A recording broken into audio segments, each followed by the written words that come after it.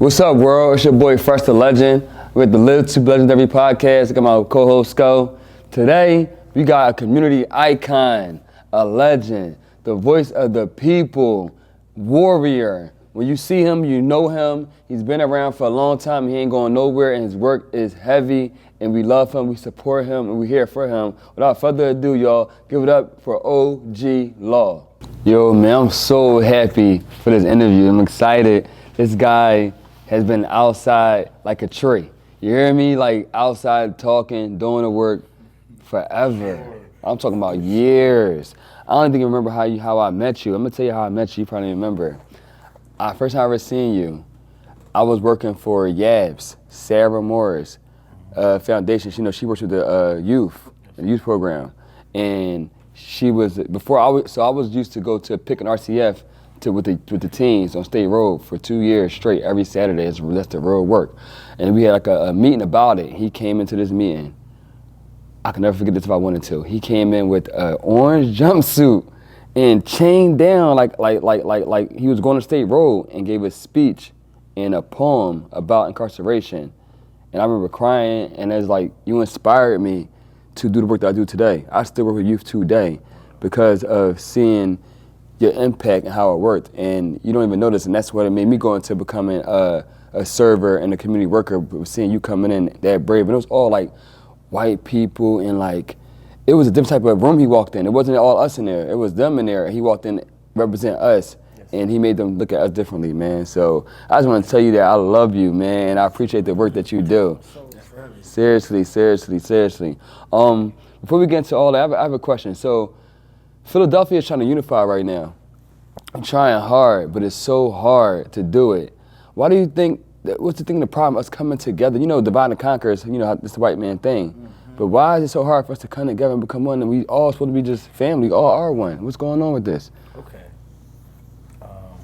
First of all, Philadelphia doesn't have really it's gangs here now, but that really is not our trend. Our thing really is every man for itself. It's 19th Street versus 19th Street versus 19th Street. You sell dope over here, you can't cross the street and sell dope. Right. That's our corner. You know what I'm saying? So, right, speak up a little bit, my bad. Speak up a little bit. It's like an every man for itself mentality in Philly. Like, and, when you go to places like Pittsburgh, it's a neighborhood you're going up against. Okay. You know what I'm saying? When you go to a place like Philly, that's your corner, or that's your block. Right. But across the street, it's somebody else's block. Right. And over here, it's somebody else's block. It could be 4 corners, 4 different groups of people, and every man is for itself. So Philadelphia creates strong individuals but weak teams. That's heavy. Unfortunately. Strong individual. That's why we know it's being thorough, because we got to do it by ourselves, but we're not a good community. And I agree with that, because other states like Atlanta, California, New York, they go by Bloods and Crips, which is groups. Yeah. Groups. Coming together. Like, they come in 30 deep, jumped in, we ganged in. With Philly, we walk 1 or 2 people, 3 people, we ain't even doing that. Wow. That's why we're so strong now. So it's a blessing that makes us strong, but the weakness is we can't community, we can't come together. Yeah, and then we embrace too much, as men, we embrace too much feminine traits. In Philly, like for instance, I breath box with a few people in Philly, just from my perspective, me being the OG, and because you got bread, you don't want to respect who I am and the work I put in. And my anger come from really not being able to help. Mm-hmm. Like, it's lives I could have saved, and you know I'm good at it. And you in the way of that. But when we wrap it around the art, so I can't do what I want to do about the issue, so we use creativity. But in Philly, we can't even have a versus. We can't even get no money off the rap beat. Like, the rappers don't want to rap. The rappers want to kill each other. Right. Like, the things you saying and the things you doing, I'm wincing. I'm watching, like, the entertainers in Philadelphia and the things that I'm seeing them, hearing them say to one another, and I'm like, I know how I feel as a man. Come on. So I'm seeing the examples that we have in Philadelphia, even from the older men perspective, we still competitive. We still can't Like it's almost like I can't. If I give you your credit, I lose something. We have that type of energy. Wow. If I give you your credit, I'm going to lose my credibility. Yeah, like recognizing you instead of recognize. puts me down. That's kind of crazy. Yeah. How? Because you're saying a lot of things. We need to figure out how you even got to being the kind of person that you are. Because all these things that's happening to you, take them all as like challenges. Yes, sir. What made you like that? Like, so when you was a kid, like your parents and all that, how were they? What made you embrace challenging and just take it head on? I was born into a challenge.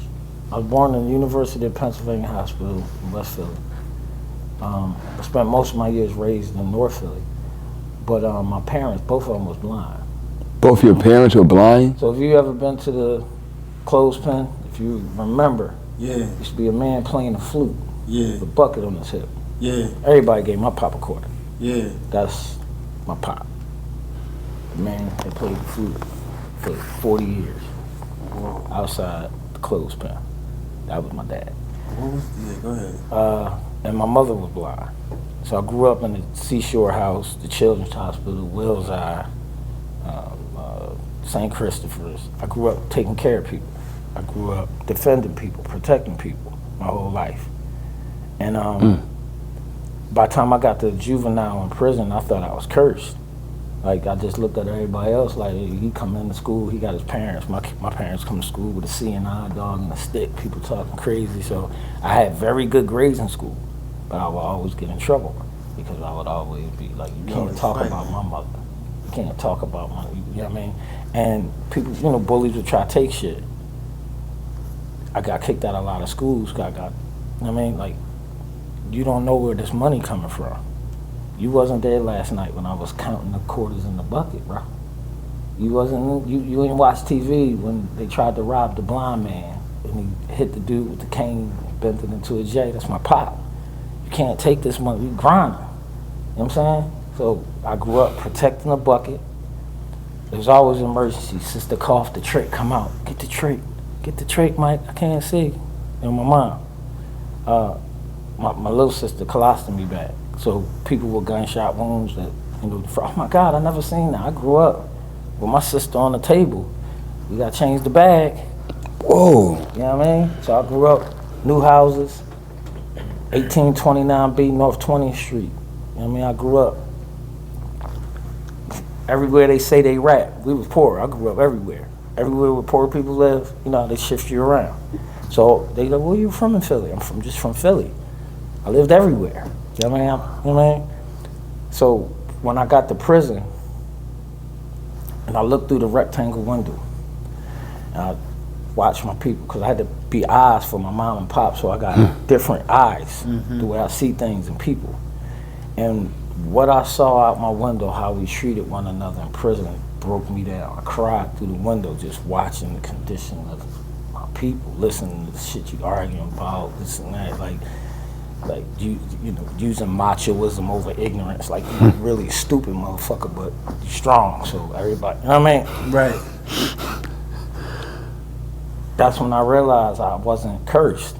I was trained. I was trained to lead blind people and heal with sick people. My people was blind right now, and he's sick. Damn. And they really don't. I've never been playing. I still ain't playing. I wasn't playing that, but. Poise. My partner, Mr. Banks, he teach me about poise. What I had to develop through this was poise, because I don't think it's a human being on earth that got more tears from mothers crying than my jail suit fabric on my left hand shoulder. This when the women lose their kids, they lose their mind, they cry right. I put 406 ancestors on the wall back in 2006.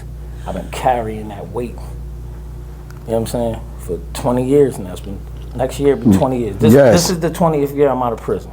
We ain't do that party. Next year is the year I started to work outside of prison. We gonna do that party. You know what I'm saying? 20 years in.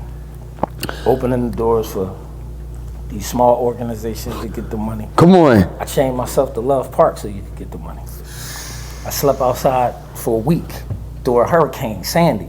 It's for y'all to get the money. I'm in the newspaper on the cover of it saying, thank you for the work you did. We proud to support organization. I was the first one. Before it was cool. Before it was cool. Before Instagram. But Outside, go ahead, I'm sorry. it shifted when the money got involved. Cause you never did it. Listen, this is why he's up here. He never did it for the money. No. He did it because it needed to happen. And then people started seeing the game and started getting the funding for the money and not for the work. Like, and that's where it hurts at when you see somebody like him. He should have 10 buildings, and we should also giving him funding because he proves publicly that he's for us. How about this? Go ahead. Nobody died around me in 20 years. Peep it. You see me on the news every year, 2 or 3 times. You never see me on there where one of y'all died. I thought that was what we was in it for. Yeah. I thought I was the Michael Jordan of this shit. Yeah. That's how, you know what I mean? That's how I took it, so. That's why we can't just say we learned from you.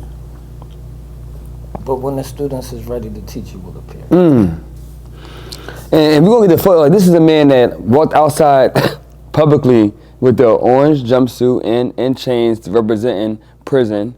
He had a mobile jail cell to show you the like prison, and he had a school bus. And look, it was called the unprison cell. The unprison cell. The only jail in the world designed to keep our youth out of prison. I don't think they caught on to that yet. Can I ask you a question? Why go so extreme? Like when you do it. Like you jumpsuit, chains, all of. So why go so? Because people say the same message and just read something. All right, so I'm in prison. I'm watching all my homies come back. Yeah. I had enough time. I had 7 to 15, so I had enough time to watch people leave, come back, and I was like, damn, I can't do this. After I leave, I can't come back. How am I not come back? So the first thing I did was me, and there was a couple of my youngins, you see Mr. Motivation, work, they was upstate with me. Oh, you thought that would motivate you? No, Mr. Motivation. Okay, my bad. He's another generation. Okay. Love, all due respect, he like a grandchild. Oh. This shit. Okay. But the best grandchild I got. Okay. Respect his strength. He's doing it the way it's supposed to be done. He ain't got no picks. He can't have no picks in this business. The pain is extreme. So I'm watching people come back to prison, and so I started walking around the jail backwards. I started walking backwards, like every track in prison. They walk the same way. Oh, you walk the opposite. Oh, all right. Like cattle. I started seeing myself like cattle. Like instead of canned good, I started feeling like a man good. Right? So I said, I got to reverse this. So I listened to your story. You came back, moved the glamour out, moved the blood out. You thought you could do it this way. You thought you could do it this way. You got caught. You came out and said, I'm going to do it this way. That didn't work either. Right. So I'm social science. I'm studying all this. And what I said was, all I got to do to stay the fuck out of jail is do the exact opposite of what y'all do. Come on. Right. So I just said, and so everybody goes, you need to make a 360. I said, nah, we need to make a 180. 180. That's why y'all came back. Yeah. You made it 360. So that's exactly why you came. You made it 360. You was going the wrong way, you turned around, and then you went the wrong way again. Turn all the way around, did a Michael Jackson. No, 180. Get your numbers right. Because if you keep spinning, you're going to just keep spinning around in circles. That's a spin game. You're going to get caught up in a spin cycle. Yeah. So a 180 is what I did. And once I start walking the opposite direction, it's funny. I saw everybody differently. I saw everybody face to face every time I'm walking around the track. And I saw that the police even understood he not conforming. He's not an inmate. No matter how long he here, he's not an inmate. He a convict. He's convicted. He is not going with the status quo. I was an activist in there. You know, I started riots. I stood up for the weak people. When I first got to jail, it was a lot of problems in CFCF, cracks, and they built it over a swamp. So I made a mistake and slipped and fell, on one of their cracks. So I had a lawsuit when I got upstate. But before I got up there, I had a pair of K-Swiss on. I wore them on purpose. They had a big ass hole in the front. But I was popular before this before this whole life of cutting hair and all this activism, I was one of the top barbers in Philly. Call me the RZA. Oh, I didn't know that. Razor sharp. I do this shit, right? Hair shows, Bronner Brothers. I'm on $25,000 cutting hair. I do this shit. I know how to make black men beautiful, right? Ooh. So I get out of prison after going against the grain, and I do the rest in peace wall.